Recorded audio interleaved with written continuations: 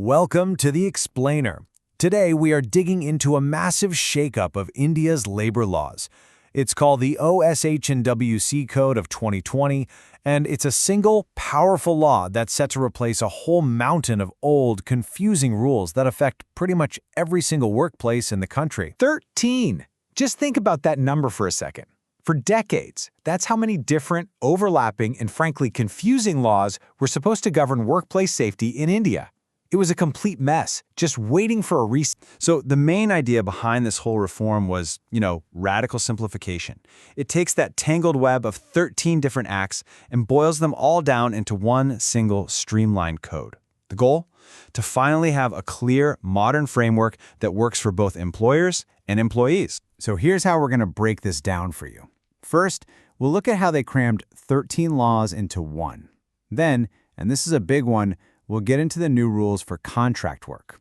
After that, we'll cover the core rights that protect every single employee.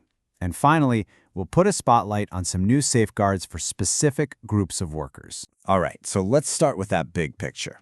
The main reason for this new code was actually pretty simple: to just cut through all the legal clutter and create one single set of safety rules for the whole country. So who does this new code actually cover? Well, generally speaking, any workplace with 10 or more employees. But, and this is a really critical point, while government offices themselves are exempt, the code still applies to any contract workers who are hired to work inside them. That's a key detail, and it closes a huge loophole. And that brings us to what is probably one of the most significant parts of this new code: how it deals with contract labor. I mean, this has been a huge area of debate for years, right? It touches on everything from job security to just basic workplace responsibility. Now, to really get the new rules, you have to understand this one term: core activity. The code basically defines this as the main reason a business even exists, its essential purpose. So, for a car factory, its core activity is making cars. Simple as that. And this definition leads to a rule that's a real game changer. The code says that ordinarily, contract labor should not be used for a company's core activities. The whole idea here is to protect stable, permanent jobs and to stop companies from just outsourcing their most essential work to a temporary workforce. This brings up a massive question, doesn't it? If a company hires workers through a contractor, who's really on the hook for their safety, their health, all those basic welfare facilities?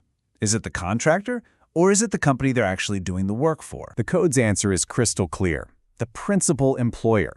And this is a huge shift. It means the main company, the one benefiting from the work, is now directly responsible for the health and safety of those contract workers, not just the third-party contractor who hired them. The code also sets up the specific trigger points for different levels of oversight. So any business with 10 or more employees has to register. But once you hire 50 or more contract laborers, that triggers a whole separate specific license, which brings in a lot more scrutiny. Okay, so beyond all the big picture rules, the code also lays down some really fundamental rights that apply to every single employee. Think of these as universal protections, meant to bring more security and, frankly, more formality to the workplace. For starters, every single job has to be formalized with a mandatory appointment letter. No more informal handshake deals. Your hours are now standardized at 8 per day. And, this is key, you cannot be forced to work overtime without your explicit consent. And after just 180 days on the job, you're eligible for paid leave and a free annual health check. And finally, the code creates new, specific safeguards for groups that have, let's be honest, historically been more vulnerable in the workforce. So now, welfare facilities are explicitly tied to how big the company is. Once a place has 50 employees, it has to provide a creche, a childcare facility. That number goes up to 100 for a required canteen. And when you hit 500 employees, a formal safety committee with actual worker representation becomes mandatory. The code also brings the rules for women working night shifts into the 21st century. Before, this was heavily restricted. Now, it's allowed, but, and this is a big but, only if the woman gives her consent and the employer absolutely guarantees her safety, her health, and provides suitable conditions.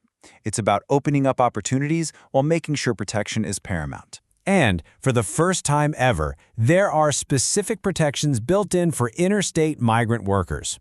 The code specifically calls out those earning up to 18,000 rupees a month as a group that needs dedicated support. And these new benefits are real, tangible things. Workers are now entitled to an annual travel allowance to go visit their home village, and crucially, their food ration benefits become portable so they don't lose them when they move for a job. The same thing goes for construction workers. Their welfare funds can now actually follow them from job to job. Okay, so to wrap this all up, what are the big things to remember? First, simplification. One code replaces that tangled mess of 13 old laws. Second, responsibility. The main employer is now on the hook for contract workers. Third, formalization. Every single worker gets an appointment letter. And fourth, protection. There are new targeted safeguards for women and migrant workers. So the OSH&WC Code of 2020, it definitely simplifies the rules on paper, and it introduces some really powerful new ideas. But the ultimate question, the one we're all left with, is this. Will this massive legal overhaul actually transform the day-to-day reality for millions of workers across India? Well, that's something only time, and more importantly, effective implementation is going to tell us.